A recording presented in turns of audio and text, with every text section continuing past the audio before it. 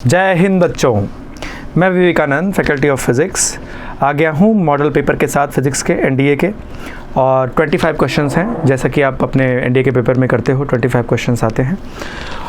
अब यहाँ पर हम लोग शुरू करते हैं अपना पहला सवाल और देखते हैं कि किस लॉजिक के साथ आप इन क्वेश्चंस को सॉल्व करोगे कि जिससे बहुत ही आसानी से आपका आंसर मिल जाए आपको, और बहुत ज़्यादा उसमें ना करना, क्योंकि कई बार होता है ऐसा कि हमें सवाल आ रहा होता है, हम उसको बहुत एक्सप्लेन करने के चक्कर में जो की पॉइंट है उससे भटक जाते हैं और कभी कभी आंसर भी गलत हो जाता है। तो बहुत ओवर एक्सप्लेन नहीं करना है, दिमाग में सटीक जो दिया हुआ है उसको देखिए और पढ़िए पहले। अब हम कंटिन्यू करते हैं। यदि पृथ्वी की परिभ्रमण चाल बढ़ जाए तो भूमध्य रेखा पर वस्तुओं का भार। अब देखो सवाल बड़ा है। If spinning speed of earth is increased then weight of the body at equator. जवाब बस एक है। देखो कैसे हम ये कर सकते हैं, जो अर्थ के रोटेशन के वजह से इसकी ग्रेविटी पे असर पड़ता है, गुरुत्वीय त्वरण पर जो असर पड़ता है उसका सूत्र होता है बच्चों जी डैश बराबर g minus r omega square cos square lambda. अब पॉइंट ये है, यहाँ पर लेमडा जो है वो लैटिट्यूड है, अक्षांश जिसको बोलते हैं। तो जैसे ये पृथ्वी है, अब यहाँ पर हम भूमध्य रेखा की बात कर रहे हैं, तो ये वाला जो एंगल होता है यही लेमडा होता है। ठीक है, अगर इस पॉइंट पर हम हैं तो यही लेमडा होता है।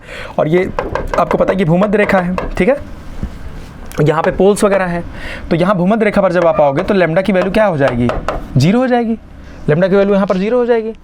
तो भूमध्य रेखा पर यानी कि अगर हम फार्मूला देखें तो जी डैश बराबर g minus r omega square.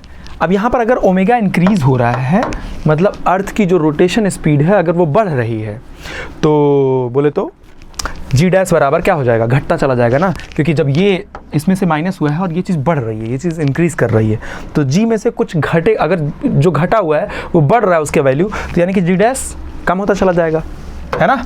मतलब जी डैश बराबर जी में से जो भी घटा हुआ है जब ये इंक्रीज़ करेगा तो ज़्यादा से ज़्यादा जी में से घटेगा, ज़्यादा से ज़्यादा जी में से घटेगा तो जी डैश डिक्रीज़ कर जाएगा। अब वस्तु का भार क्या होता है, डब्ल्यू बराबर एम जी डैश हो जाएगा, इफेक्टिव भार। तो जी जिस हिसाब से होगा उसी हिसाब से आएगा भार। तो यहाँ पर जब ये डिक्रीज़ करेगा तो ओवरऑल वेट क्या हो जाएगा, डिक्रीज़ कर जाएगा। तो यही आपका आंसर करेक्ट हो जाएगा। मतलब अगर एक्सप्लेन ना करना हो, सीधे क्वेश्चन सॉल्व करना हो, दिमाग में तुरंत ये वाला फॉर्मूला सोच लोगे और लगेगा कि अगर ओमेगा बढ़ाओगे तो ये वाला वैल्यू बढ़ जाएगा, इसकी मैक्सिमम वैल्यू ज़्यादा से ज़्यादा 1 होगी। तो इसमें ओमेगा बढ़ा सकते हो कितना भी, रोटेशन अर्थ का बहुत तेज़ी से हो सकता है। और जनरली ये तब होता है जब जैसे सपोज़ करो कि जो पोल्स पे वाटर आइस है सब पिघल जाए, सब वहाँ पर आ जाए, इक्वेटर पर आ जाए, तो वहाँ पर रोटेशन स्लो होता है और यहाँ पर क्या हो रहा है, रोटेशन बढ़ जा रहा है। ठीक है, किसी भी तरह से अर्थ का रोटेशन बढ़ जा रहा है। चलो अब आगे बढ़ते हैं और अगले सवाल पर चलते हैं। ठीक है, अगले सवाल पर चलते हैं। अब इसके बाद देखिए इसमें दिया हुआ है, if the length of a simple pendulum is increased by 4% then its time period will be. यदि सरल लोलक की लंबाई 4% बढ़ा दी जाए तो इसका आवर्तकाल होगा। देखो इसमें अब उसको बहुत अलग मेथड से करने से बजाय इसका एक सिंपल सा तरीका है, वही फॉलो कर लो, बस वही आंसर हो जाएगा आपका। फार्मूला आपको पता होना चाहिए, t बराबर √2 ये l/g होता है। अब उनका कहना है कि लेंथ को 4% बढ़ा दिए हैं। ठीक है, t स्क्वायर बराबर हो जाएगा 4π² l/g। अब लेंथ को 4% बढ़ाया गया है। जब कहीं पर परसेंटेज चेंज की बात हो रहा हो तो इसका एक तरीका होता है। अब यहाँ से मैं डायरेक्टली फार्मूला लिख सकता हूँ, लेकिन दिमाग में आ सकता है कि फार्मूला कैसे आएगा। अब देखो यहाँ पर मैं फार्मूला बता दूंगा तो आप अगली बार जब खुद से क्वेश्चन सॉल्व करोगे तो और आसान हो जाएगा आपके लिए। देखो दोनों तरफ एक्चुअली में लॉग लेना होता है। जब लॉग लोगे तो यहाँ पर कितना हो जाएगा, 2 log t, और ये देखो पूरा कॉन्स्टेंट है, तो जब इसका बराबर लिखोगे इसको एक साथ लिख लो तो ये हो जाएगा log 4π²/g, और कितना हो जाएगा प्लस log l। ठीक, तो ये इसमें जोड़ दोगे प्लस log l हो जाएगा। अब देखो दोनों तरफ क्या करना होता है, जब log ले चुके रहते हो ऐसे इक्वेशंस में तो दोनों को डिफरेंशिएट कर देना होता है, दोनों तरफ डिफरेंशिएट कर देना होता है, उसका अवकलन कर देना होता है। तो जब अवकलन करोगे तो यहाँ पर कितना आ जाएगा, देखो इसी को जब कभी log का अवकलन करते हो तो देखो क्या आता है, समझो log अगर मान लो x लिखा हुआ है, इसका अगर आप अवकलन करते हो d बाई डी एक्स तो कितना आ जाता है 1/x आ जाता है ना। अब अगर आप d ऑफ लॉग x लिख रहे हो, सिर्फ d ऑफ लॉग x, तो dx को उधर भेज दो, कितना हो जाएगा dx/x।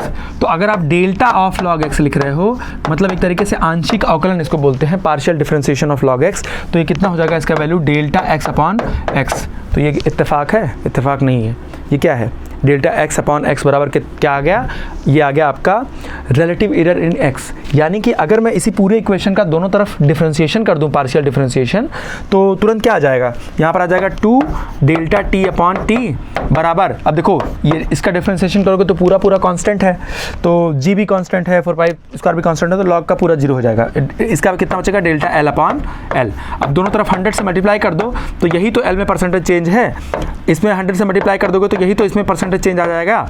तो यहाँ पर निकाल लोगे कि डेल्टा t/t बराबर, अगर परसेंटेज आपको चेंज निकालना है तो बराबर लिख लो l में जो परसेंटेज चेंज हुआ है, यानी कि डेल्टा l/l में जो परसेंटेज चेंज हुआ है इनटू, अब इधर 2 से मल्टीप्लाई था तो इधर आके डिवाइड हो जाएगा, और l में दिया हुआ है आपका कितना 4, और ये कितना हो जाएगा 1/2, कितना आ जाएगा 2%।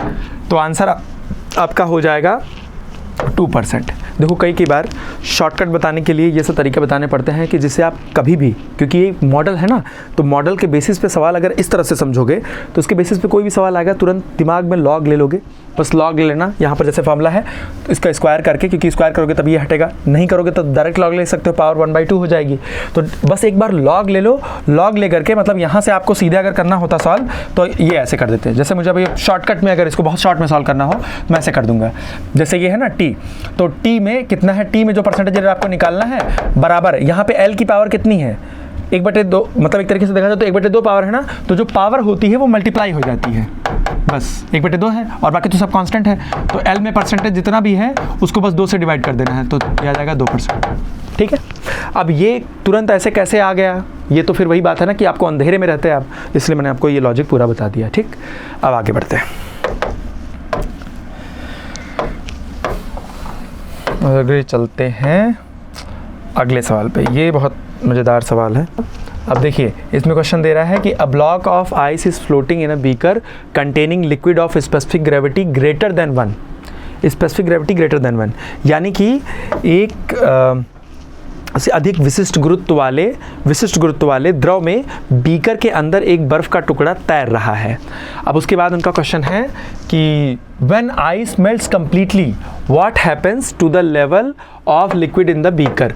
तो मतलब इन्होंने पूछा है कि जो लेवल है उसका लिक्विड का बीकर में, तो क्या हो जाएगा उसके साथ। तो ठीक है, अब यहाँ पर और छोटा करना पड़ेगा तब ये क्वेश्चन आएगा पूरा। ठीक है, तो अब यहाँ पर इसको सॉल्व करते हैं। देखो ब्लॉक ऑफ आइस फ्लोट कर रहा है, अब यहाँ पर देखो पिघल जाता है बर्फ पूर्ण रूप से, तो बीकर में द्रव की सतह के साथ क्या होगा, बढ़ेगा घटेगा, वही रहेगा, ये देखना है। तो देखो अब यहाँ पर जो भी है आइस ऐसे है, ठीक। अब देखो हमेशा ध्यान रखना जो विशिष्ट गुरुत्व होता है, यानी कि स्पेसिफिक ग्रेविटी एक्चुअली में ये हो जाता है किसी मटेरियल की डेंसिटी अपॉन वाटर की डेंसिटी, इसी को बोलते हैं स्पेसिफिक ग्रेविटी, यानी कि ये होता है विशिष्ट गुरुत्व का सूत्र यही है, माध्यम का घनत्व डिवाइडेड बाई जल का घनत्व। अब ये ज़्यादा है 1 से, और जब ये 1 से ज़्यादा है तो यानी कि जो मटेरियल की डेंसिटी है वो ज़्यादा है किससे, वाटर की डेंसिटी से, है ना, वाटर की डेंसिटी से ज़्यादा है मटेरियल की डेंसिटी। अब देखो क्या होगा जब यहाँ पर ये आइस है ना, ये तो आइस है, जब आइस मेल्ट होगा, देखो डेंसिटी बराबर क्या होता है, मास अपॉन वॉल्यूम। जब आइस मेल्ट होगा तो उसका वॉल्यूम बढ़ेगा, हाँ या ना, आइस जब मेल्ट होगा तो उसका वॉल्यूम बढ़ेगा ना, जब वॉल्यूम बढ़ेगा तो आइस की डेंसिटी घटेगी। तो जो ये ऊपर लेवल है, यानी कि वाटर जब वो बन रहा है आइस पिघल करके, तो उसकी डेंसिटी घट जा रही है। तो सोचो कोई चीज़ ऊपर है, नीचे उसकी डेंसिटी ज़्यादा है, मटेरियल लिक्विड कोई भी मटेरियल है, ये कोई भी मीडियम है, इसकी डेंसिटी ज़्यादा है, और इसकी डेंसिटी अब ये जो पिघल रहा है तो कम हो जा रही है। तो जब कम हो जा रही है तो इसमें घुल जाएगी कि नहीं, जब कोई चीज़ डेंसिटी कम होती है तो पानी के अंदर चली जाती है, अभी पानी के अंदर जाएगी तो उसमें मिल जाएगी ना, लिक्विड में मिल जाएगी। अब यहाँ पर देखो पानी का मतलब यहाँ पर कोई दूसरा लिक्विड है, जब पानी जाएगा तो उसे लिक्विड में मिल जाएगा, यानी कि अगर लेवल की बात करोगे तो जब ये मिलेगा तो ये लेवल इंक्रीज़ हो जाएगा। मतलब पहले कुछ इतना था, h था, स्मॉल h छोटा सा, फिर इंक्रीज़ होकर के पूरा कंप्लीट हो जाएगा, यानी कि अल्टीमेटली क्या होगा, it will rise up, level बढ़ जाएगा। एकदम बिल्कुल इसमें कोई कन्फ्यूजन मत रखना, यानी कि जो लेवल है वो ऊपर उठ जाएगा। आगे बढ़ते हैं। अब देखो है, a trough full of water is placed on a spring balance. If we put our hand in the water without touching the trough, how will the reading of the balance change? पानी से भरा एक नाद किसी spring तुला पर रखा गया है। यदि हम नाद को छुए बिना पानी में अपना हाथ डालते हैं तो तुला का पाठ्यांक, अब देखो इसमें बताना है तुला का पाठ्यांक अब क्या हो जाएगा इस केस में। तो देखो अब क्या हो जाएगा कि इसके यहाँ पर अगर आप देखोगे तो एक सपोज करो स्प्रिंग बैलेंस है, मतलब ये किसी तरह से यहाँ पे स्प्रिंग वगैरह ऐसे लगी हुई है और उसी हिसाब से यहाँ पर रीडिंग दे देता है वो, ठीक, ऐसे किसी तरह से वहाँ पर रीडिंग दे देता है। इसके ऊपर रखा हुआ है पानी, कुछ भी लिक्विड कोई रखा हुआ, वाटर रखा हुआ है। तो यहाँ पर देखो जब इस लिक्विड में सपोज करो कि आप ऐसे कोई पर्सन है जो कि अपना हैंड यहाँ पर इंसर्ट कर देता है इसके अंदर। जब इंसर्ट करोगे तो कुछ वाटर डिस्प्लेस करोगे, है ना, कुछ जल द्रव हटेगा वहाँ से जब पानी डालोगे। सवाल पूरा समझ चुके हो। स्प्रिंग तुला है एक तरीके से, उसके ऊपर रखा हुआ एक बीकर सपोज करो, अब उसके अंदर हाथ डाल रहे हो तो पानी कुछ डिस्प्लेस कर रहे हो। जब पानी डिस्प्लेस होगा तो क्या होगा, ऊपर की ओर उत्प्लावन बल लगेगा, बॉयंट फोर्स लगेगा, ठीक है। तो यहाँ पर ऊपर की ओर क्या लगेगा, बॉयंट फोर्स, ठीक है, बॉयंट फोर्स लगेगा ऊपर की ओर, उत्प्लावन बल। देखो जब नीचे की ओर दबाओगे तो ऊपर की ओर लगेगा ना। अब जब ऊपर की ओर लगेगा तो न्यूटन के थर्ड लॉ से, न्यूटन्स थर्ड लॉ, जब ऊपर की ओर फोर्स लग रहा है तो इसके रिएक्शन में नीचे की ओर भी एक और फोर्स लगने लगेगा। तो अभी तक पहले क्या था, पानी का भार था, यानी कि इसका mg नीचे की ओर काम कर रहा था, है ना, पूरे वाटर का वेट नीचे की ओर काम कर रहा था। अब एक फोर्स और काम करने लगा, एडिशनल f, आपके यहाँ पर केवल हाथ डाल देने से। तो यहाँ पर जो आपकी इसकी रीडिंग हो जाएगी बच्चों, देखो जब इसकी जो रीडिंग हो जाएगी, मतलब इसका जो पाठ्यांक आएगा, जब जो ये पढ़ेगा आप, वो आ जाएगा रीडिंग बराबर हो जाएगा, पहले तो mg था प्लस बाद में हो जाएगा f, फोर्स हो जाएगा, ठीक है। तो यहाँ पर पहले जितना वो मेजर कर रहा था उससे थोड़ा सा ज़्यादा मेजर करेगा। तो रीडिंग अगर बात है तो reading will increase, it will increase, ठीक। ये आप समझ चुके होंगे। आगे बढ़ते हैं, इसी तरह से क्वेश्चन करना है। अब इसके बाद चलते हैं अगले सवाल पर। ठीक है, इसको छोटा ही रखते हैं जिससे पूरा क्वेश्चन दिखाई दे।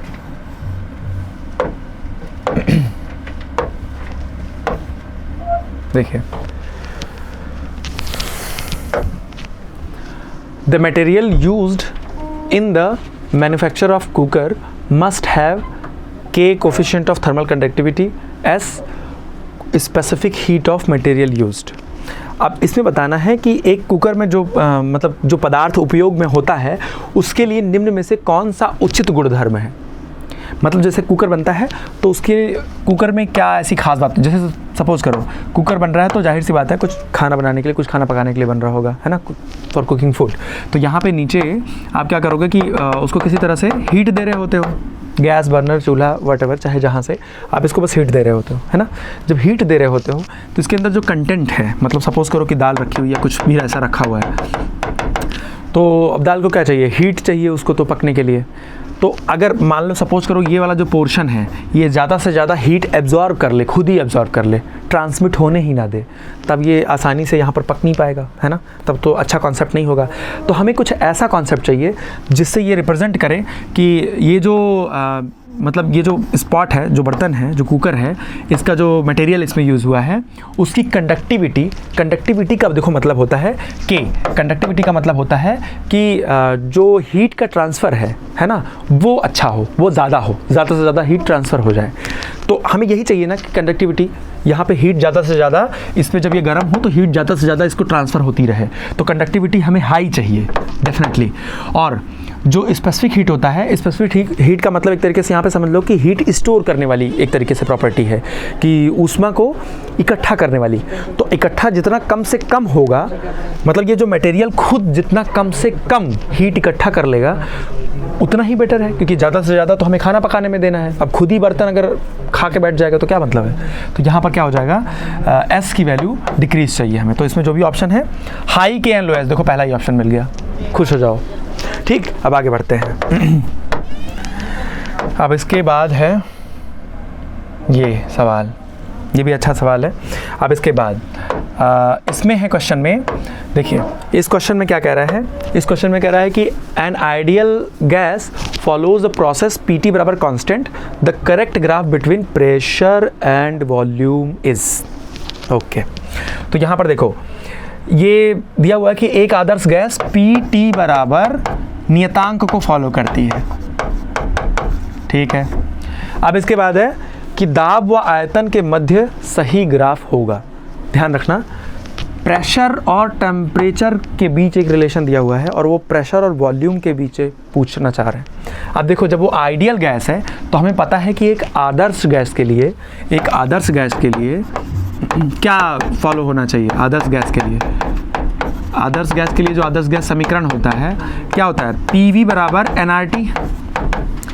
R जो है वहाँ पर वो यूनिवर्सल गैस कांस्टेंट है, मतलब सार्वत्रिक गैस नियतांक है, और यहाँ पर T जो है वो टेम्परेचर है, N मोलों की संख्या है, नंबर ऑफ मोल है, और P आपको पता है प्रेशर है, V वॉल्यूम है। हमें PT बराबर कांस्टेंट मिल चुका है, हमें यहाँ पर किसी भी तरह से V लाना है, P के साथ यहाँ पर V लाना है T की जगह पर। तो T की जगह पर V अगर लाना है तो यहाँ से T को फ्री कर लीजिए, कितना हो जाएगा PV अपॉन NR। ठीक, इक्वेशन नंबर 2। अब यही T की वैल्यू यहाँ पर पुट कर दीजिए। तो जब पुट करेंगे आप यहाँ पर T की वैल्यू तो कितनी हो जाएगी, T की वैल्यू जैसे ही आप पुट करेंगे, इसको छोटा कर लेते हैं, तो T की वैल्यू जैसे पुट करेंगे तुरंत क्या आ जाएगा, P, और यहाँ पर T की वैल्यू हो जाएगी PV अपॉन NR बराबर कितना हो जाएगा, बराबर हो जाएगा कांस्टेंट। अब इस कांस्टेंट को थोड़ी देर के लिए चलो हम यहाँ पे C मान ले रहे हैं कांस्टेंट, तो C मान लो कांस्टेंट, जिससे बार बार लिखना ना पड़े। तो यहाँ पर देखो, अब देखो अगर देखा जाए तो ये N और R ये इधर जाकर के ये भी मिल जाएगा कांस्टेंट में, है ना, कांस्टेंट ही हो जाएगा। तो मान लो ये आ जाएगा पूरा कांस्टेंट ही आएगा जो भी आएगा उधर, और इधर क्या बचेगा P²V। तो P²V बराबर कांस्टेंट बच रहा है। ध्यान रखना, हमें चारों में से ग्राफ सेलेक्ट करना है, P और V में रिलेशन आ चुका है, ये बराबर कांस्टेंट है। ठीक है, अब देखो जैसे अगर लिखा होता है x² y बराबर कांस्टेंट, तो क्या होता है, अब y बराबर अगर तुम लिखना चाहोगे, आप लोग लिखना चाहेंगे y बराबर, तो x बराबर हो जाएगा 1 अपॉन, मतलब कांस्टेंट अपॉन कोई भी कांस्टेंट ऊपर लिखा हुआ है, कांस्टेंट अपॉन y, और जब ये लोगे तो इसका अंडर रूट हो जाएगा, तो x बराबर 1 अपॉन अंडर रूट y ऐसे हो जाएगा, है ना। तो यहाँ पर इसका जो ग्राफ जाता है, अगर आप ग्राफ खींचोगे ना तो ग्राफ कुछ ऐसा जाएगा, ये under root x 1 upon under root y या 1 अपॉन अंडर रूट x का ग्राफ कुछ ऐसा जाता है। तो यहाँ पर जब आप ये लिखना चाहोगे तो यहाँ पर आप कर सकते हो कि P² बराबर 1 अपॉन V का मतलब कोई कांस्टेंट अपॉन V। जब P बराबर लिखोगे तो कितना आ जाएगा, वही आएगा ना, अंडर रूट, मतलब C अपॉन कोई भी कांस्टेंट का अंडर रूट लोगे, कांस्टेंट ही आएगा, अंडर रूट V। तो यानी कि P जो होगा इन्वर्सली प्रोपोर्शनल होगा 1 अपॉन अंडर रूट V के। जैसे ही ये होगा तुरंत क्या हो जाएगा, ये वाला ग्राफ करेक्ट हो जाएगा, क्योंकि इसी तरह से इसका रिलेशन आएगा। ये बिल्कुल ही नहीं हो सकता, ये 0 है तो ये डिफाइंड ही नहीं होगा, देखो इनफाइनाइट हो जाएगा, ये भी नहीं हो सकता, ये भी नहीं हो सकता, इस पे डाउट आता, इस पे डाउट आता। तो आप जान रहे हो जब इसकी वैल्यू बढ़ाते चले जाओगे तो इसकी वैल्यू घटती चली जाएगी, तो यही वाला एक ऑप्शन बच ही रहा है। जब यहाँ पे नीचे वैल्यू बढ़ाते चले जाओगे ये वाला घटता चला जाएगा। इसी तरह का सवाल कभी आ गया तो मतलब वहाँ पर तुरंत परेशान मत होने लगना कि अरे ये सब क्या आ गया, तो PT बराबर नियतांक सोचना होता है, बहुत एडिशनल एक्स्ट्रा सोचने की ज़रूरत नहीं है, उसके आगे सोचो हो जाएगा सवाल। पढ़े रहोगे तो डेफिनेटली आपको आ रहा होगा, बस उतना उस लेवल का आपको दिमाग में एक इनर्शिया उस तरह का होना चाहिए। आगे बढ़ते हैं, चलो धीरे धीरे हम लोग बढ़ रहे हैं। मिडिल 7वां क्वेश्चन है, which one among the following waves are used to detect the obstacles in their flying path. Knowledge based question है बच्चों। उड़ान पथ में अवरोध पता लगाने के लिए निम्नलिखित तरंगों में से किस तरंग का प्रयोग किया जाता है। तो ये नॉलेज बेस्ड क्वेश्चन है, इसमें होता है अल्ट्रासोनिक वेव। ठीक है, अल्ट्रासोनिक वेव का प्रयोग होता है, ध्यान रखना, ठीक, बहुत इंपॉर्टेंट है, क्योंकि यही ऑब्जेक्ट से रिफ्लेक्ट होकर के आता है। कोई फ्लाइंग ऑब्जेक्ट अगर है तो किसी सामने कोई ऑब्जेक्ट पड़ रहा है तो वहाँ से रिफ्लेक्ट होकर के यही आता है। इसकी वेवलेंथ भी बहुत मतलब एक्सट्रीम होती है समझ लो, और फिर जब रिफ्लेक्ट होकर के आता है तो आंखों पर पड़ता है, इमेज बन जाती है उसके हिसाब से। जैसे बैट्स वगैरह होती हैं तो वो सब यहीं से देखती हैं अपना पाथ को। बस ये नॉलेज बेस्ड क्वेश्चन था, इसका आगे बढ़ते हैं। अब देखो, अब इस यहाँ पर क्वेश्चन है, यहाँ पर सवाल है कि if vibrations of a string are to be increase to a factor of 2 then tension in the string must be made. ठीक, यदि एक रस्सी के कंपन को 2 गुना में बढ़ा दिया जाए तो तनाव में वृद्धि होगी। कंपन को, है ना, वाइब्रेशन को, एक रस्सी है जो ऐसे वाइब्रेट कर रही है। देखो जो रस्सी है, उस रस्सी में जो कंपन का सूत्र होता है वो होता है n बराबर 1/2 इंटू रस्सी की लंबाई और रस्सी में तनाव बटे रस्सी का यहाँ पर द्रव्यमान हो जाता है। ये सूत्र होता है रस्सी का द्रव्यमान, यानी कि मास ऑफ जो भी स्ट्रिंग है, और mass of string, length of string, और यहाँ पर तो मतलब कुछ इस तरह से केस होता है। और इसको अगर आप बीच में से जैसे वाइब्रेट कर रहा है हल्का हल्का, अगर आप थोड़ा सा खींच के और छोड़ देते हो तो ये और तेज़ी से ऐसे वाइब्रेट करने लगेगा, अगर 2 एंड पर फिक्स है तो वहाँ पर उस वक्त यही होता है फार्मूला एक तरीके से, और ये फंडामेंटल फ्रीक्वेंसी के तौर पर आता है। तो यहाँ पर देखो बस इतना करना है, n बराबर मतलब आधारभूत फ्रीक्वेंसी, उसके बाद बढ़ने लगता है फर्स्ट ओवरटोन, सेकंड ओवरटोन, तो वो मुद्दा नहीं है यहाँ पर, बस इतना समझिए n बराबर इतना। तो यहाँ पर अगर प्रोपोर्शनलिटी देखो, लेंथ तो बदली नहीं है और फ्रीक्वेंसी बढ़ा देने से मास भी नहीं बदला है, तो इसमें और इसमें डायरेक्ट रिलेशन क्या है। एनडीए में कई सवाल ऐसे ही आते हैं कि जो कि प्रोपोर्शनलिटी के रिलेशन पर होते हैं कि ये 4 गुना बढ़ जाए तो ये 2 गुना घट जाएगा, तो वहाँ पर सिर्फ आपको एक प्रोपोर्शनलिटी रिलेशन निकालना है और कुछ नहीं करना रहता। तो यहाँ पर कितना हो जाएगा, n प्रोपोर्शनल टू √t, तो यानी कि t प्रोपोर्शनल टू क्या हो जाएगा, दोनों तरफ स्क्वायर करना पड़ेगा, n स्क्वायर। अब t proportional to n square, ये आपको पता चल गया। देखो मैं चाहता तो यहीं से डायरेक्ट शुरू करता, लॉजिक बस समझ लो, थोड़ा दिमाग में बेस रहेगा ना तो कर ले जाओगे तुरंत क्वेश्चन। तो यहाँ पर देखो t डैश अगर लिखोगे तो ये हो जाएगा n डैश स्क्वायर। अब उनका कहना है कि n डैश बराबर 2n है। ठीक, n डैश बराबर 2n है, n डैश बराबर 2n है, तो यहाँ से आप कर सकते हो कि जब n डैश बराबर 2n हो जाएगा तो अगर हम डिवाइड कर दें दोनों इक्वेशंस को, t डैश अपॉन t कर दें, t डैश को t से डिवाइड कर दें, तो ये बराबर हो जाएगा n dash square upon n square, और n डैश बराबर कितना है, 2n है, तो यहाँ पर 2n का स्क्वायर अपॉन n स्क्वायर, तो यहाँ पर कितना हो जाएगा 4, है ना, 4 n square upon n square, तो कट जाएगा। तो यहाँ पर t डैश अपॉन t बराबर 4, या फिर t बराबर आ जाएगा 4t, यानी कि ये क्या, ये तो 4 गुना बढ़ जा रहा है, तो 4 times must be made 4 times. तो 4 गुना टेंशन उसका जितना भी है उसको बढ़ाना होगा, तब आप उसके वाइब्रेशन को दुगना कर सकते हैं, अदरवाइज टूट सकती है। वो कोई चीज़ बहुत तनी हुई उसको खींचोगे टूट जाएगी, अगर उसका टेंशन बहुत ज़्यादा है खींचोगे तो यानी कि 4 गुना बढ़ाना ही पड़ेगा। तो कुछ कॉमन सेंस यहाँ पर लगाना होगा, हाफ तो कभी भी नहीं होगा, है ना, क्योंकि टेंशन और घटाओगे थोड़ी खींचने के लिए, वाइब्रेशन बढ़ाना है, तो कुछ चीज़ें ऐसे ही कॉमन सेंस से हो जाएंगी। चलो आगे बढ़ते हैं। तनाव घटेगा नहीं, रस्सी में बढ़ जाएगा। अब देखो ये 2 rods हैविंग, अगला सवाल यही है 9, 2 rods having equal lengths and equal cross section but different specific resistances ρ1 and ρ2 are joined at one end and as shown is figure given above, what is the effective specific resistance of the combination। तो बोले तो सवाल क्या बोल रहा है, ये बोल रहा है कि 2 समान लंबाई तथा 2 समान अनुप्रस्थ काट किंतु अलग अलग विशिष्ट प्रतिरोध ρ1 और ρ2 वाली 2 छड़ों को ऊपर दिखाए गए चित्र के अनुसार जोड़ा गया है। संयोजन का प्रभावी विशिष्ट प्रतिरोध कितना है। ठीक है, तो यहाँ पर ये बताना है कि विशिष्ट प्रतिरोध कितना है। जब आप ये बताओगे तो यहाँ पर क्या आ जाएगा, देखो क्वेश्चन को हम सॉल्व करते हैं, आंसर अपने आप आ जाएगा। अभी चेक कर लेंगे कितना आंसर आ रहा है। तो यहाँ पर देखो, अगर ये पूरा वायर है तो इसकी लंबाई पूरी कितनी हो जाएगी, 12 हो जाएगी, क्योंकि LL आधी है, ये भी है। तो अगर ऐसा लग रहा है कि 2 वायर अलग अलग मटेरियल के जुड़े हैं ना, तो मान लो एक वायर ऐसे जुड़ा हुआ है तो उसका कुछ प्रतिरोध होगा R1, और दूसरा वायर ऐसे जुड़ा हुआ है तो उसका कुछ प्रतिरोध होगा R2। तो पूरे वायर का प्रतिरोध कितना हो जाएगा, पूरे वायर का प्रतिरोध, पूरे वायर 2L लंबाई का है तो इसका प्रतिरोध हो जाएगा R बराबर कितना हो जाएगा R1, इसका R1 हो जाएगा, इसका R2 हो जाएगा, R1 प्लस R2। अब आपको एक सूत्र पता होगा, R बराबर ρL अपॉन A, नहीं पता है तो अभी से याद रखिए, R बराबर ρL अपॉन A, जहाँ पर L लंबाई होता है चालक का, कंडक्टर का, A उसका अनुप्रस्थ काट का क्षेत्रफल होता है यानी कि क्रॉस सेक्शनल एरिया होता है, और ρ उसका स्पेसिफिक रेजिस्टेंस होता है। ठीक, और R जो है यहाँ पर क्या है, प्रतिरोध है। अच्छा, तो यहाँ पर जब जोड़ोगे तो कितना हो जाएगा, ρ1L अपॉन A, क्योंकि ρ1 इसका अलग है, इसका ρ2L अपॉन A। ठीक, इसका अब देखो यहीं पर गलती हो जाती है कभी कभी, इसी वजह से लोग कभी कभी इस वाले ऑप्शन पर इसको टिक करके चले आएंगे और बहुत खुश रहते हैं। लेकिन वो सही नहीं होता।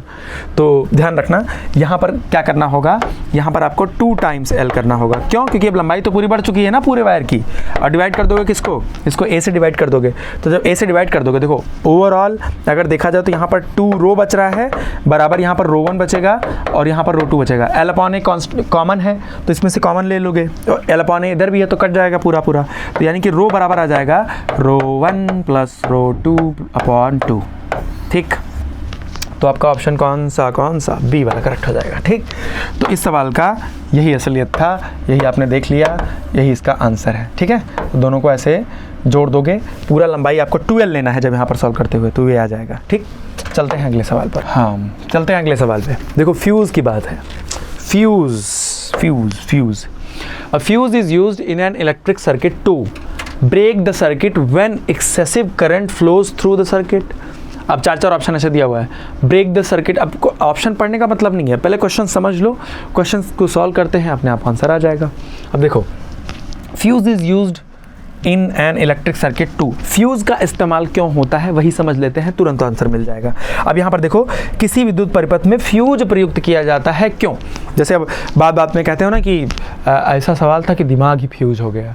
अब दिमाग फ्यूज हो गया तो उसके बाद कुछ काम नहीं करता है, जब फ्यूज हो गया तो यही हो रहा होता है। देखो क्या है, मान लो कि जैसे कोई परिपथ है, उसमें बहुत भयंकर धारा जा रही है, खूब भयंकर, और यहाँ पर एक फ्यूज लगा हुआ है, फ्यूज। ठीक, तो और यहाँ पर क्या है, आपके बहुत सारे घर में टीवी, पंखा, रेगुलेटर जो भी लगा हुआ है सब समांतर क्रम में पैरेलल कॉम्बिनेशन में लगा रहता है, और ऐसे ही चल रहा है मामला। तो फ्यूज अपने हिसाब से एनर्जी होके जाने देता है, धारा। तो यहाँ पर ध्यान रखना, किसी भी परिपथ में अगर धारा बह रही है, करंट फ्लो हो रही है, तो उसमें हीट लॉस होता है, I² RT।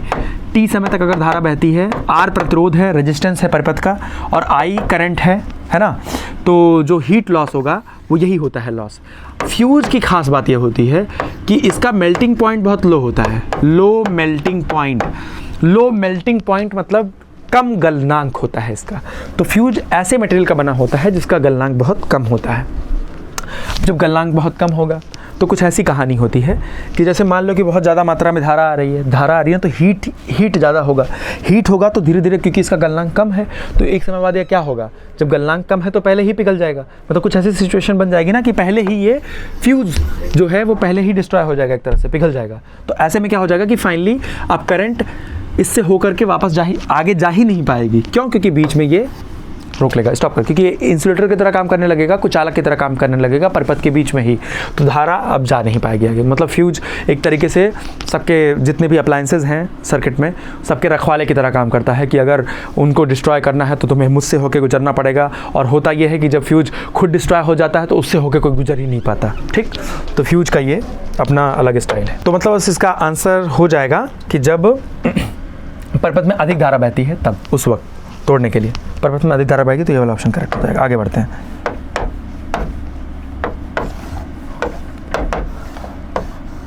A charged particle is moving in a direction of magnetic field. The magnetic force acting on the particle. अब एक आवेशित कण है जो चुंबकीय क्षेत्र की दिशा के समान गतिमान है, तो उस पर लगने वाला चुंबकीय बल होगा। देखो ये इसका सूत्र होता है F बराबर QV क्रॉस B। जब F बराबर QV क्रॉस B होगा तो यहाँ पर क्या हो जाता है, V और B का दिशा सेम बता रहे हैं, जिधर चुंबकीय क्षेत्र है उधर ही ये जा रहा है। तो जब ये करोगे तो QVB साइन, अब दोनों का दिशा सेम है तो साइन 0 बराबर कितना आ जाएगा, फोर्स 0 आ जाएगा। ठीक है, तो फोर्स बराबर यहाँ पर कितना आ जाएगा, 0। यही ऑप्शन आपका करेक्ट हो जाएगा। आगे बढ़ते हैं। तो अब इसके बाद अगला सवाल है आपका ये सामने कि the conduction current is same as displacement current when source is. अब देखो चालक धारा विस्थापन धारा के समान हो जाती है स्रोत। अब चालक धारा विस्थापन धारा क्या है, जैसे मान लो कि एक कैपेसिटर है, एक संधारित्र लगा हुआ है, तो संधारित्र से होकर के इस तरह से धारा तो जाती है, लेकिन बीच में तो कंडक्टर है नहीं, बीच में तो चालक है नहीं, तो यहाँ पर धारा कैसे जाती है, तो यहाँ पर जो धारा प्रवाहित होती है उसको बोलते हैं डिस्प्लेसमेंट करंट। ठीक है, अब यहाँ पर देखो जैसे एक संधारित्र के लिए अगर लिखते हो, जैसे I बराबर होता है, धारा बराबर होता है dQ अपॉन dt, तो यहाँ पर संधारित्र के लिए जब लिखोगे तो Q बराबर CV हो जाता है, तो यहाँ पर क्या लिखोगे, C बाहर आ जाएगा, कांस्टेंट है, तो dV अपॉन dt हो जाएगा। अब देखो DC के लिए क्या हो जाता है, DC के लिए V कांस्टेंट होता है, विभव जो होता है वोल्टेज कांस्टेंट होता है, नियत होता है, तो यहाँ पर I बराबर कितना हो जाएगा, v जब कांस्टेंट है तो पूरा डिफरेंशिएशन जीरो हो जाएगा, तो I बराबर जीरो हो गया, डिस्प्लेसमेंट करंट यहाँ पर जीरो हो गई, खत्म है ना। और कंडक्शन करंट तो है नहीं जीरो, वो तो कुछ ना कुछ बह ही रही होगी, केवल अंदर से होकर नहीं जा पाएगी। तो यानी कि देखो DC में ऐसा हो रहा है कि डिस्प्लेसमेंट करंट यानी कि विस्थापन धारा और जो चालक धारा है वो दोनों समान नहीं है। अब यहाँ पर क्या हो रहा है, अगर AC होता तो AC में होता तो यहाँ पर V की जगह पर क्या हो जाता, V0 sin ओमेगा t प्रत्यावर्ती होता है, मतलब ये बार बार बदल रहा होता है साइन के फॉर्म में, साइन वेव के फॉर्म में। तो यहाँ पर ID जीरो नहीं आता, ठीक है। जब ID जीरो नहीं आता तो IC भी देखो जीरो होता नहीं है। और कभी स्टेडी स्टेट होती है, एक साम्य अवस्था होती है, स्टेडी स्टेट में ID जो होता है वो IC के बराबर हो जाता है। तो मतलब सर्किट में केवल AC लगा होना चाहिए, तो वहीं पर डिस्प्लेसमेंट करंट इसके बराबर हो जाएगी, ठीक है, यहाँ पर नहीं। आगे बढ़ते हैं बच्चों, अब इसके आगे बढ़ते हैं। तो अगला सवाल है, the refractive index of water is 4/3 and of glass is 5/3, the critical angle of the ray entering water from glass। अब देखो ये वाटर है सपोज करो, मतलब क्रिटिकल एंगल ऑफ रे एंटरिंग वाटर फ्रॉम ग्लास। ऊपर कांच है, ठीक है, पानी का अपर्तनांक दिया हुआ है और इसका कांच का अपर्तनांक दिया हुआ है, तो ऊपर ग्लास है, नीचे वाटर है। अब यहाँ से मान लो कि पानी ये रे एंटर कर रहा है, तो किसी एंगल पर थीटा पर एंटर कर रहा होगा। अब देखो क्रिटिकल एंगल या क्रांतिक कोण का मतलब क्या होता है कि वह पर्टिकुलर एंगल जिस पर वो एंट्री करे और जो रिफ्लेक्टेड रे है वो पैरेलल हो जाए, मतलब इसके जस्ट उस सतह के पैरेलल हो जाए, मतलब यहाँ पर 90 डिग्री का एंगल बन रहा हो। तो ये वाला जब केस हो रहा होता है तो उस कंडीशन में क्या होगा, उस कंडीशन में ये हो रहा है कि जो रिफ्रैक्टिव इंडेक्स ऑफ ग्लास है इंटू साइन थीटा, ये बराबर हो जाएगा, मतलब देखो रिफ्रैक्टिव इंडेक्स ऑफ ग्लास ये दिया हुआ है ना NG और ये NW दिया हुआ है, तो ये बराबर हो जाएगा NW साइन, यहाँ पर कितना एंगल है 90 डिग्री के, मतलब आपको सूत्र पता होगा, यहीं से हो जाएगा साइन थीटा वाला सूत्र ही डायरेक्टली पता होगा कि रिफ्रैक्टिव इंडेक्स के बराबर होता है 1/, तो ये ऊपर चला जाएगा, तो मतलब यहीं से देखो साइन 91 हो जाएगा, तो सीधे सीधे यहाँ से कन्फ्यूजन नहीं होगी, NG हो जाएगा, इसी सूत्र पर रखोगे। तो NW कितना दिया हुआ है, NW दिया हुआ है रिफ्रैक्टिव इंडेक्स ऑफ वाटर 4/3 और इसको दिया हुआ है 5/3, 3 कट जाएगा 4/5, 4/5 किस में आ रहा है, साइन थीटा बराबर आ जा रहा है, साइन थीटा बराबर 4/5, तो थीटा बराबर हो जाएगा साइन इनवर्स 4/5। आगे बढ़ते हैं, ये वाला ए वाला ऑप्शन करेक्ट हो जाएगा, ठीक है। अब इसके बाद आगे चलते हैं,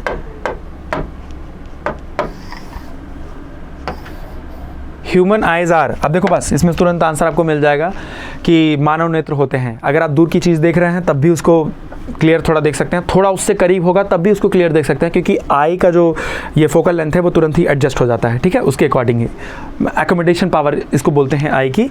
तो परिवर्तनशील फोकस दूरी के कारण अभिसारी लेंस होता है, क्योंकि ये किरणों को रुकता है, ये एक पॉइंट पर क्या करता है, एक पॉइंट पर कन्वर्ज, क्योंकि रेटिना पर हमें ला करके कन्वर्ज कराना रहता है ना, तो इसीलिए पहली बात तो अभिसारी लेंस होगा, यानी कि कन्वर्जिंग लेंस होगा, कॉन्वेक्स लेंस होगा। और दूसरी बात क्या होगा कि एडजस्टिंग होता है, मतलब ये जरूरी नहीं कि यहीं पर इसका फोकस हो, यहाँ पर हो सकता है, वो आप मैक्सिमम समंजन क्षमता का प्रयोग करके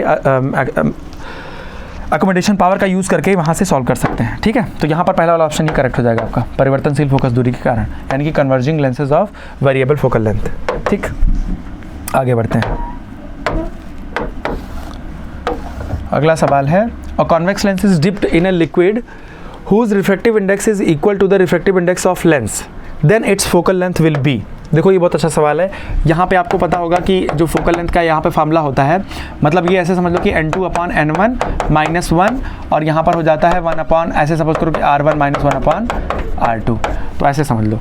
तो यहाँ पर ये lens maker formula, lens maker फार्मूले से बस इतना समझ लो कि जब किसी मटेरियल को ऐसे, जैसे मान लो कि कोई लेंस है, उसको लेंस का जो रिफ्रैक्टिव इंडेक्स है सपोज करो n1 है, और जो यहाँ पर लिक्विड है उसका रिफ्रैक्टिव इंडेक्स कितना है, n2 है। मतलब किसी लेंस को आप किसी ऐसे लिक्विड में डाले हो, किसी ऐसे द्रव में डाले हो जिसका अपर्तनांक लेंस के अपर्तनांक के बराबर है, तो जब दोनों अपर्तनांक बराबर, ये उत्तर लेंस को एक द्रव में डुबाया जाता है ना जिसका अपर्तनांक लेंस के अपर्तनांक के बराबर है, तब लेंस की फोकस दूरी, अब देखो जब लेंस के अपर्तनांक के बराबर यानी कि n2 बराबर n1 हो गया, तो ये देखो कितना आ जाएगा 1, तो 1 आ गया, 1 - 1 0 हो गया ना, पूरा 0 हो गया कि नहीं, जब पूरा 0 हो गया तो 1/f बराबर 0, तो यानी कि f बराबर क्या होगा, अनंत। f बराबर कितना हो जाएगा, इनफाइनाइट। यानी कि ये क्या हो जाता है ना कि जो रेज आएंगी वो सीधे ऐसे निकल जाएंगी।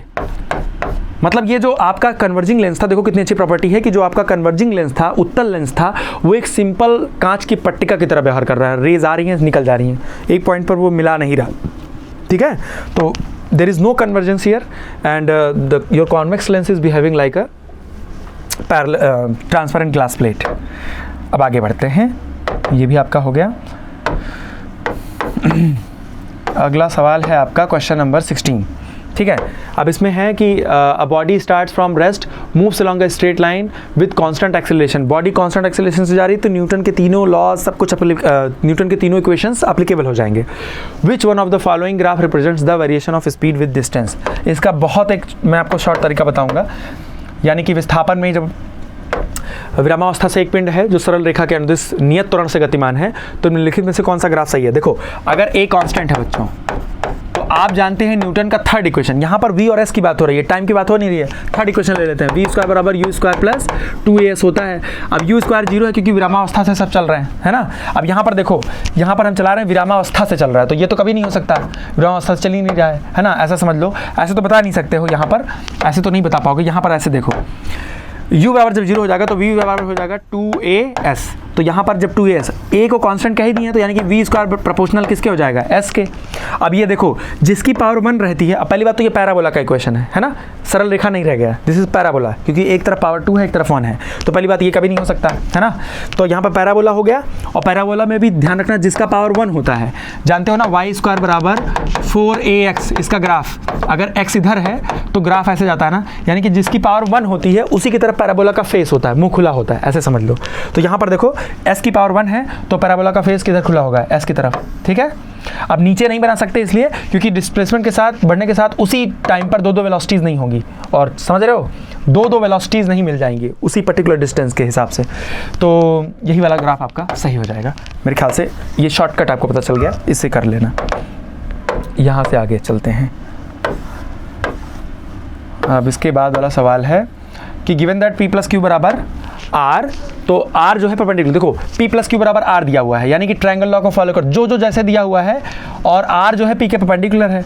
What is the angle between p and q if p बराबर r। अब देखो बस यही समझना है कि अगर यहाँ पर p प्लस क्यू r दिया है और r p के परपेंडिकुलर है, तो पहली बात ये समझ लो कि r p के परपेंडिकुलर है, तो यहाँ पर क्या हो जाएगा, यहाँ पर r हो गया और ये p परपेंडिकुलर है, पहले ऐसे लिख लो, दोनों के बीच का एंगल 90 डिग्री हो गया। फिर वो कह रहे हैं p प्लस क्यू बराबर r, यानी कि p के हेड पर q का टेल रखा गया है, तब जाकर के हमको r मिला है। तो यहाँ पर ये वाली कंडीशन भी होल्ड कर गई, बराबर r, और ये r जो है परपेंडिकुलर भी हो गया किसके, p के। अब यहाँ पर क्या कह रहे हैं कि p बराबर r है, हमें ये एंगल बताना है, p और q के बीच का एंगल बताना है बच्चों। तो जब tan थीटा, अगर मान लो ये एंगल हम थीटा लिखते हैं, tan थीटा बराबर क्या हो जाएगा, परपेंडिकुलर अपॉन बेस। परपेंडिकुलर कितना हो जाएगा, r, और बेस कितना हो जाएगा, p। अब क्वेश्चन में ये भी दे दिए हैं p बराबर r। अब क्या बचा, p बराबर जब आ रही है तो बराबर 1 हो जाएगा, तो थीटा बराबर अंदर वाला एंगल कितना आ जाएगा, 45, थीटा बराबर आ जाएगा π/4। लेकिन बहुत ध्यान रखना, क्वेश्चन में एक रहस्य है छोटा सा। अब यहाँ पर देखो, इस वाले पॉइंट पर एक वेक्टर निकल रहा है और दूसरा वेक्टर उससे दूर जा रहा है, तब इसके बीच का एंगल यहाँ पर कैसे ले पाओगे। जब एक वेक्टर करीब जा रहा है और दूसरा वेक्टर दूर जा रहा है, तब तो ये एंगल लोगे नहीं, मतलब दोनों वेक्टर के बीच का एंगल अगर लेना होगा तो ये वाला एंगल होगा, क्योंकि यहाँ पर देखो रे निकल रही है और ये भी नहीं निकल रही। जब एक पॉइंट से दोनों रेज जा रही हो या दोनों रेज आ रही हो तब वो एंगल लिया जाता है। तो यहाँ पर एंगल कितना हो जाएगा, पाई माइनस π/4, तो कितना आ जाएगा, 3π/4। तो आंसर π/4 देख करके खुश मत होना, क्योंकि आंसर है 3π/4। आगे बढ़ते हैं, ठीक है, आगे बढ़ते हैं। तो यहाँ पर हो जाएगा the least value of acceleration with which a monkey of mass m can slide down a rope of breaking strength this on his weight. अपने भार के इतना, एक रस्सी है, अपने भार के 0.33 गुना, मान लो उसका भार w है, तो मंकी अगर है और भंजन बल से डोरी पर, देखो जहाँ पर भंजन बल दिया रहेगा, ब्रेकिंग स्ट्रेंथ दिया रहता है, तो वो रस्सी में तनाव दिया रहता है, टेंशन।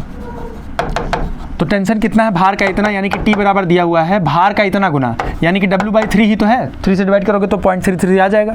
तो ऊपर टेंशन होता है, नीचे भार होगा, और जो बंदर है वो नीचे न्यूनतम त्वरण से आ रहा है, तो यही त्वरण हमें निकालना है, किस त्वरण से वो नीचे आए। न्यूटन का लॉ लगा दो, अगर वो नीचे आ रहा है तो यानी कि w माइनस टी, नीचे बड़ा है छोटा, w माइनस टी बराबर ma। अब यहाँ पर t का मान आप लिख सकते हो w/3, डायरेक्टली वहीं से दे दिया है, तो w माइनस w/3 बराबर ma। w बराबर mg होता है, ध्यान रखना।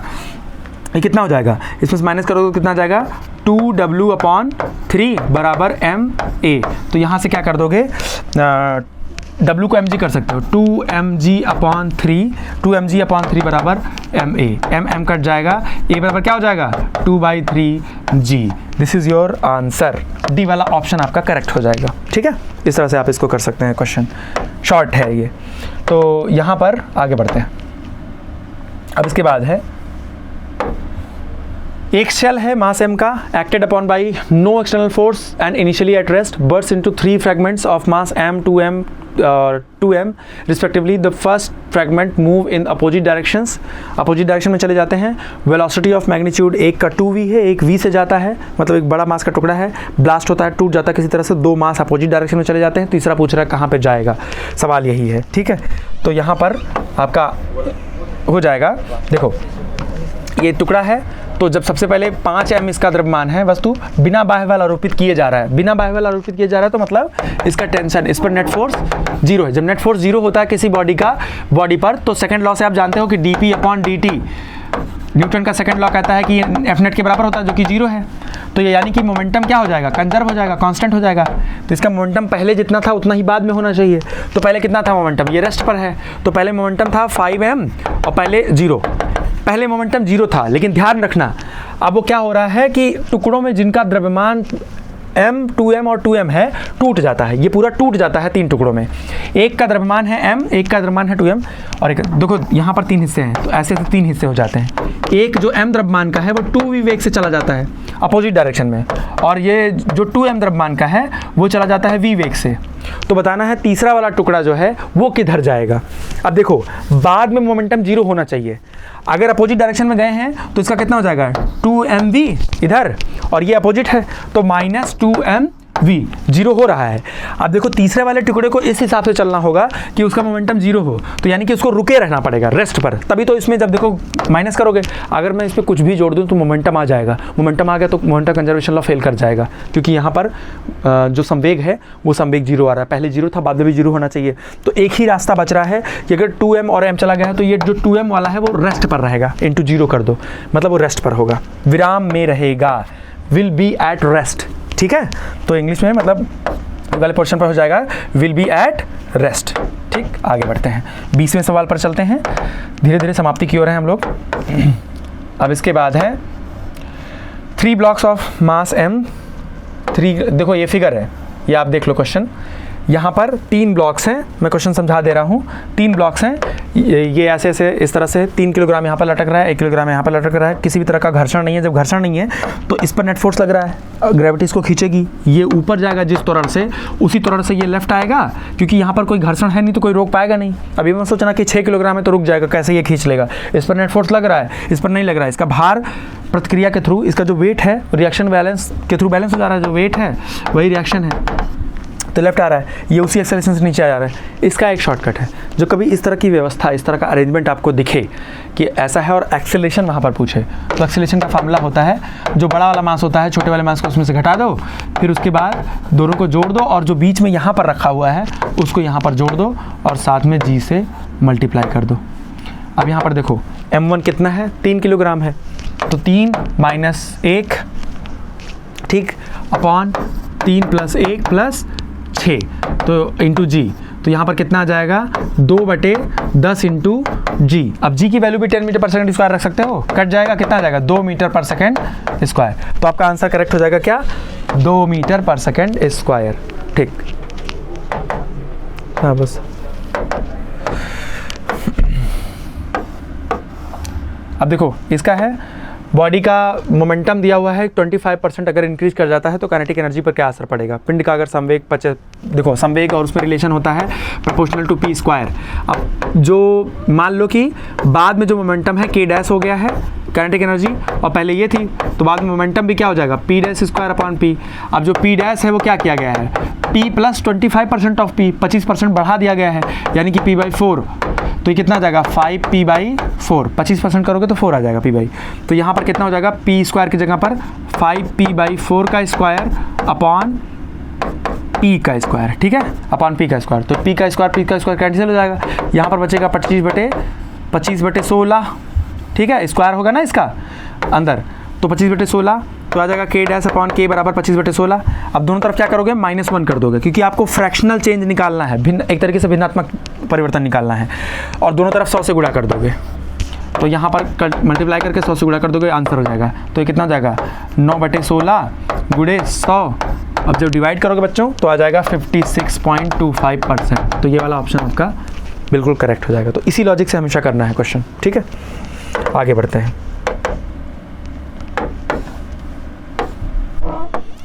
बस लास्ट क्वेश्चन की तरफ बढ़ रहे हैं।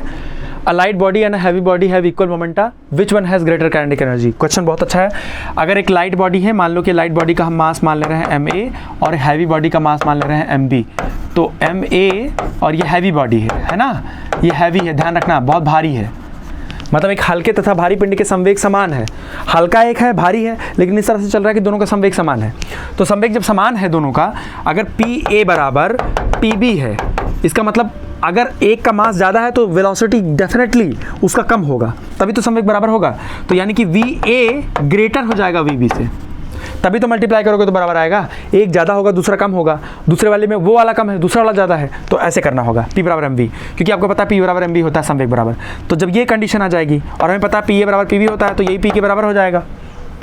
तो हम P से दोनों तरफ गुणा कर देते हैं, VB इंटू P, और यही P की वैल्यू जो है PA बराबर PB यहाँ पर रख देते हैं। अब P बराबर कितना हो जाएगा, MA VA, और ये हो जाएगा कितना, VA greater MB VB, MB VB। तो यहाँ पर क्या कंडीशन आ गई, MA VA square greater than MB VB square. अब दोनों तरफ हाफ से मल्टीप्लाई कर दो। अब आपको नहीं लगता कि ये KA ग्रेटर दैन KB, देखो भारी पिंड क्या था, MB था, लेकिन हल्के पिंड की काइनेटिक एनर्जी ज़्यादा आ रही है, तो जो लाइट बॉडी है उसकी काइनेटिक एनर्जी ज़्यादा होगी, ठीक है। ये इस तरह से आप कर सकते हो, कभी लॉजिक ये गलत नहीं होगा, इसी लॉजिक से आपको चलना है, इसी लॉजिक से आपको करना है।